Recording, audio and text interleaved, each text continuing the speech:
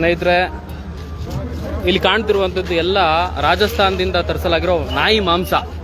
ಈ ನಾಯಿ ಮಾಂಸನ ಮಟನ್ ಅಂತ ಹೇಳ್ಬಿಟ್ಟು ಪ್ರತಿ ಹೋಟೆಲ್ಗೂ ಸಪ್ಲೈ ಮಾಡ್ತಾ ಇದ್ದಾರೆ. ರೈಲ್ವೆ ಸ್ಟೇಷನ್ ಹತ್ರ ಇದೆ, ಇಲ್ಲಿಗಲ್ ಆಗಿ ತರಿಸ್ತಿರುವಂಥದ್ದು.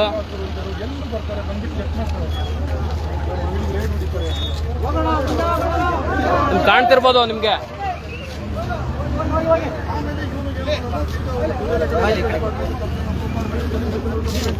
ಸ್ನೇಹಿತರೆ ನಮಸ್ತೆ.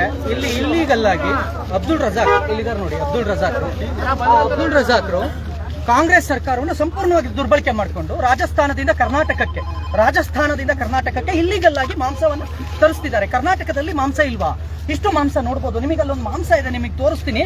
ಅದೆಷ್ಟು ಗಲೀಜು. ಇಲ್ಲಿ ಎಲ್ಲರೂ ನೋಡಿದಿರಲ್ವಾ?